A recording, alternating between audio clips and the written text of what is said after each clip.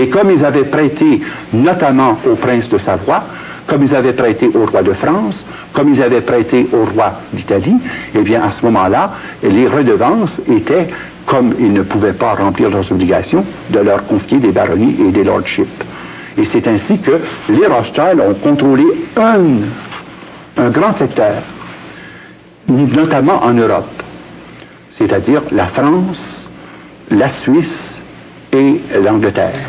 Et par l'Angleterre, le contrôle du Commonwealth. Mais en Amérique, ça a été principalement la famille Rockefeller. Et beaucoup de gens ne savent pas que les Rockefeller ne sont pas juifs. Les Rockefeller sont français. C'est de Roquefeuille.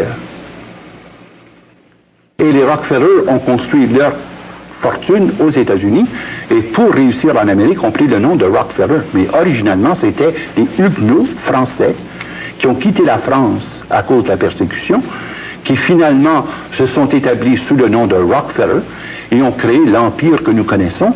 Et la pyramide que j'ai ici présentement illustre l'empire Rockefeller qui contrôle non seulement l'Amérique du Nord, mais qui contrôle aussi tous les intérêts affiliés des multinationales sur le plan économique.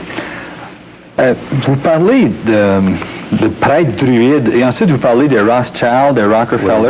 Dites-vous que les Rothschild et les Rockefeller, les chefs de ces grandes familles-là et d'autres, sont des prêtres druides? Ils ont des prêtres druides à leur service, comme par exemple en Écosse, dans la région immédiate de Glasgow, il y a le château Rothschild qui abrite un des principaux temples sataniques où annuellement les 8 grands chefs du monde se rencontrent avec les 13 du Coven. Et ce sont les mêmes 13 prêtres druides qui sont les personnes consacrées au culte de Satan et qui doivent présider au contrat satanique à l'intérieur et de la franc-maçonnerie et des Illuminati. Parce qu'au sommet, franc-maçon et Illuminati se confondent. Tandis qu'en bas de l'échelle, disons en bas du 20e degré, quelqu'un peut être franc-maçon sans jamais avoir même entendu parler des Illuminati. Et c'est ça qui est la confusion. Maintenant, d'autre part, en dessous des 13 qu'il y a ici, là, les 13, parce que pour faire un coven, il faut 13 prêtres, vous avez les 33 grands initiés. Ça, ce sont les 33 chefs du 33e degré qui nécessairement appartiennent aux 8 familles dont j'ai mentionné les noms, qui, eux, contrôlent les 500 Bilderbergers. Et c'est intéressant parce que tout récemment avait lieu à Montebello la 24e rencontre des Bilderbergers. En juin 83, n'est-ce pas? En juin 83. Et cette rencontre de Montebello était capitale et devait se faire avant la rencontre de Williamsburg parce qu'on décidait de mettre en marche le nouveau système monétaire pour le monde pour 1986. Il fallait donc que les 500 Bilderbergers établissent leur décret avant que les ministres des Finances puissent prendre leurs décisions pour orienter l'économie vers l'intégration du Cashless Society pour 86. Et ça se passait à 2 pas d'ici, à Montebello. Vous savez pourquoi Montebello? Pourquoi? C'est parce que Montebello est le lieu où a été enterré Louis-Joseph Papineau. Louis-Joseph Papineau était un franc-maçon illuminatiste et c'est sur la tombe de Louis-Joseph Papineau que se font des initiations soit à tous les ans, soit tous les 2 ans. Et vous avez remarqué que depuis quelque temps, les sommets économiques ont lieu à Montebello. Il y en a eu un sommet économique il y a 2 ans. Il y a eu cette année encore la rencontre des Bilderbergers, parce qu'après, il y a l'initiation des grands initiatifs, des grands Illuminati, qui remplacent ceux qui sont décédés ou qui ont été limogés dans le cours de leur exercice.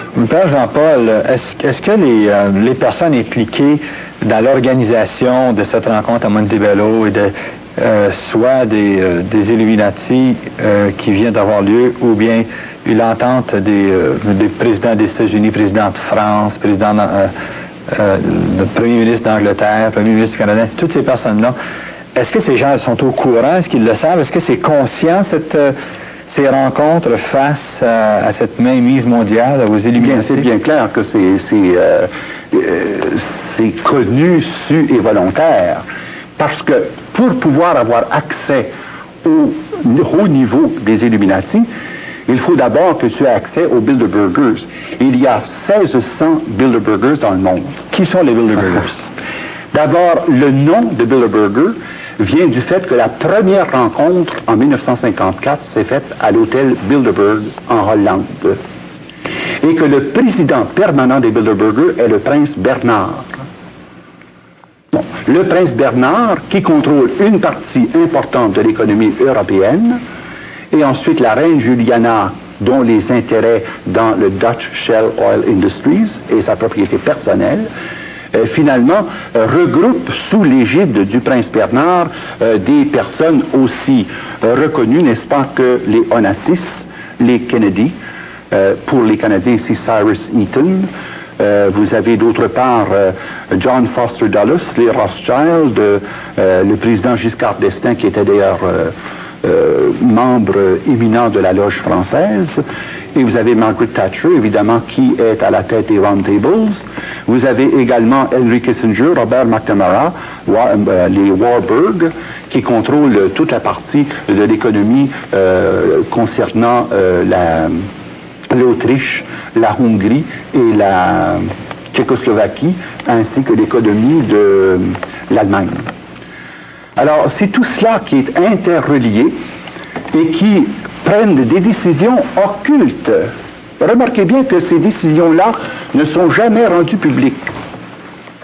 Mais la seule chose qu'on apprend après un certain temps, c'est qu'il y a une décision prise par le ministère des Finances, par le ministère du Commerce, par le ministère de l'Industrie, par le ministère de la Défense, par le secrétariat d'État.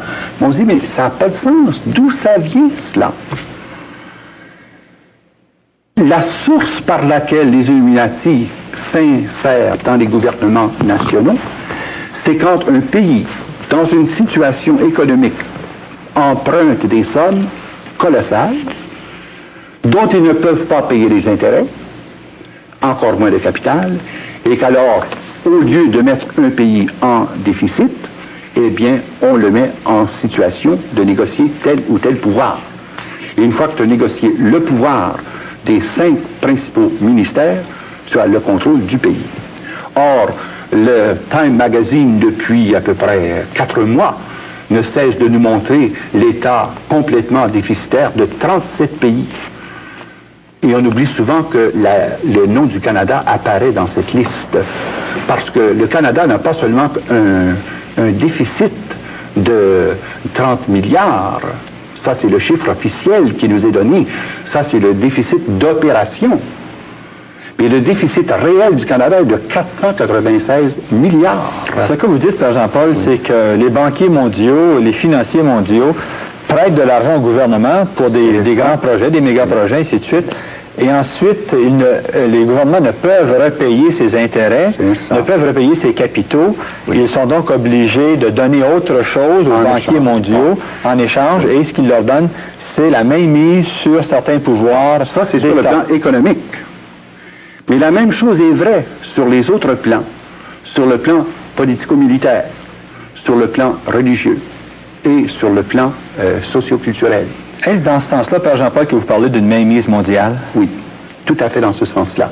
Et d'ailleurs, remarquez bien que ce n'est pas une conclusion à laquelle j'arrive en huluberlu comme le résultat de ma propre construction mentale. C'est déjà depuis longtemps à l'étude, et le Canadien qui a le plus contribué à cette étude est William Guy Carr, dont les 2 volumes sont extrêmement importants, Pawns in the Game et Red Fog over America. Et l'autre ouvrage d'une importance capitale pour comprendre comment fonctionnent ces diverses alliances, c'est The Rockefeller Secret File, la filière secrète des Rockefeller par Gary Allen. Mais nous reviendrons là-dessus à une autre émission. Père Jean-Paul, une dernière question, mais très rapidement. Comment sont organisés les Illuminati pour atteindre leur objectif de la mainmise mondiale? Dans un mot, et nous commencerons là dans une prochaine émission. Dans un mot, c'est par un filet, un réseau de communication qui permet d'avoir une interinfluence dans les différents secteurs et par l'interinfluence, le contrôle absolu de toutes les décisions qui se prennent.